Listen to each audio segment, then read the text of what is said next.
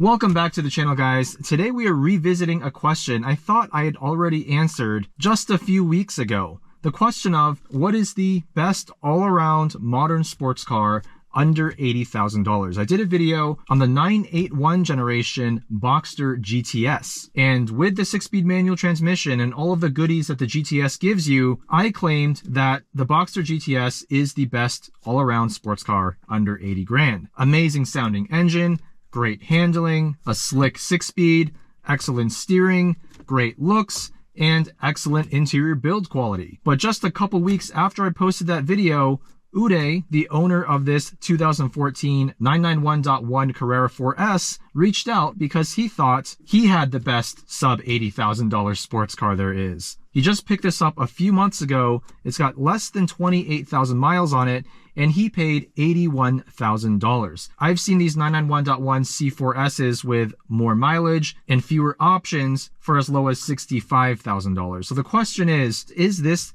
the better car than the 981 Boxster GTS? And even though we don't have a 981 Boxster GTS to compare back to back on the same day, I have driven one on this road before, so I'll try to recollect what that car felt like in comparison to this. So Uday bought this car pre-modded, but the mod list is short and simple. We have RSS adjustable lower front control arms for more camber, a DSC Sport controller for the PASM setup, numeric pedals and shifter, a center third radiator, and we have some mild 5mm wheel spacers all around. This car is powered by the same engine as the 991.1 Carrera S, 3.8 liter naturally aspirated flat 6 engine, making 400 horsepower, 325 pound-feet of torque. It revs to a pretty impressive 7,800 RPM from the exterior as well as the interior standpoints. This car just has a little bit more presence than a Boxster GTS. In some ways, I think the 991.1 is one of the most classically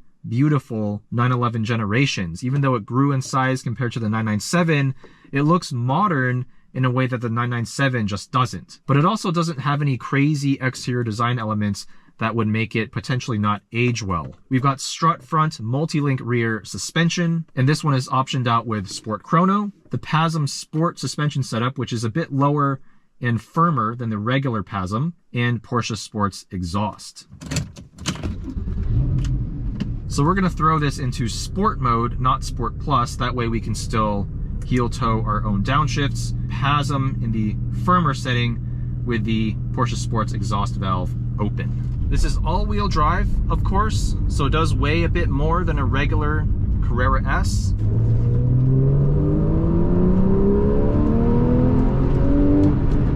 We're on Michelin PS4S rubber, stock wheels.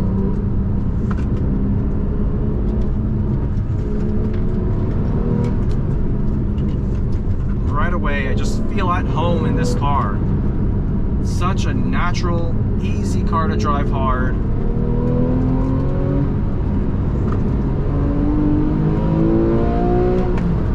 Insane engine sound for a non-GT Porsche.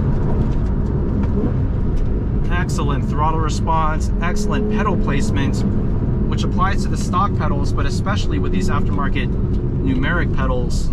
So easy to heel toe, and even without rear axle steering, this car handles so well. Now the PASM Sport in the firmer setting is a little bit firm for this road,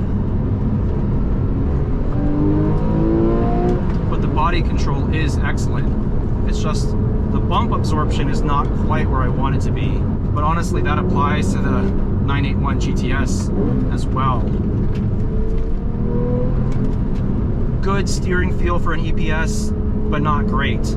Not a ton of feedback about the road texture, but you do have good precision, good load up in the steering weight as you load up those front tires. And this numeric shifter definitely improves upon the stock shift feel. This is a 7-speed manual, by the way. Let's dial the suspension back into the softer setting.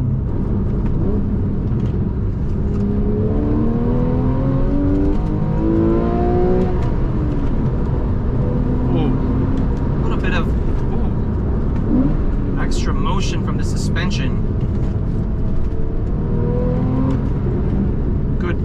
feel, nice and firm, easy to modulate. All right, we're back in this stiffer suspension setting. Ooh, it's just a little bit unsettled, the suspension setup. I don't know if that's the PASM Sport on its own or combined with the DSC controller, but I do get some skipping from the rear end on acceleration.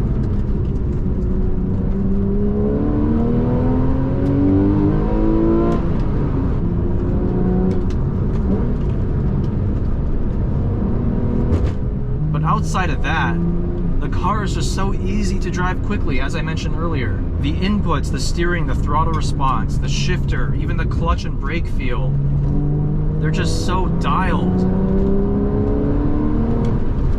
This engine makes good torque, slightly more power than the 981 GTS, but this car is also a bit heavier at 3,200 pounds or so. The gearing is quite long, same issue as the 981 GTS, and basically every modern Porsche with a manual. So one thing I do prefer about the Boxster GTS is that, well, two things actually. One is the mid-engine balance still just gives it that little bit of an edge at canyon speeds because it just feels a little bit more willing to turn into a corner. And on corner exit, you're not fighting that pendulum feeling as much. Of course, the 911 is rear engine, but the four-wheel drive does help here. It does give you that extra bit of traction. And the second thing is that, although the engine of this car sounds incredible with the Porsche Sports exhaust, it sounds a bit distant because it is. It's further back. In the Boxster and Cayman, the engine is right behind you. In fact, it's in the cabin pretty much.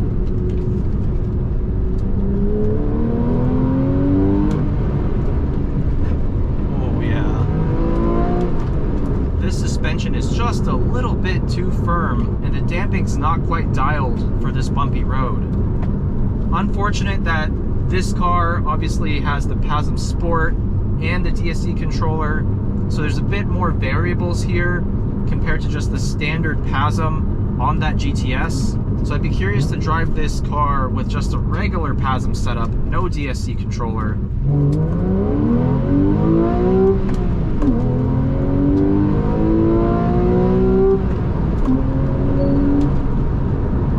Engine does sound good though. Just a phenomenally well-rounded car. Do I prefer this for $80,000 or the 981 GTS, whether it's a Boxster or a Cayman, let's say? What it comes down to for me is use case. If I were to buy a car that would serve as a street car primarily, but still see a good amount of track time, I think I would go for a Cayman GTS. I prefer the mid-engine handling balance, the slightly lighter weight of that car, and it just feels a little bit more raw. This 911 C4S of the 991.1 generation has a bit more presence to it. The exterior, the interior as well. I prefer the overall cabin space in the 911, not from a build quality standpoint, but just the look and feel. And just something about it being a 911, I mean, I hate to say this because I'm drinking the Kool-Aid, but it just has that little bit of an edge over any Cayman or Boxster.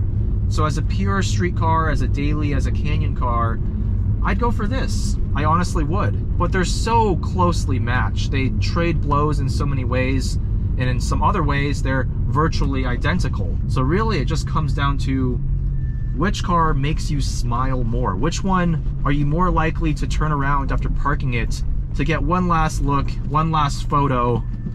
That's the car you should buy. From a driving dynamic standpoint, both are excellent. There are differences, obviously, mid-engine, rear-wheel drive versus rear-engine, all-wheel drive.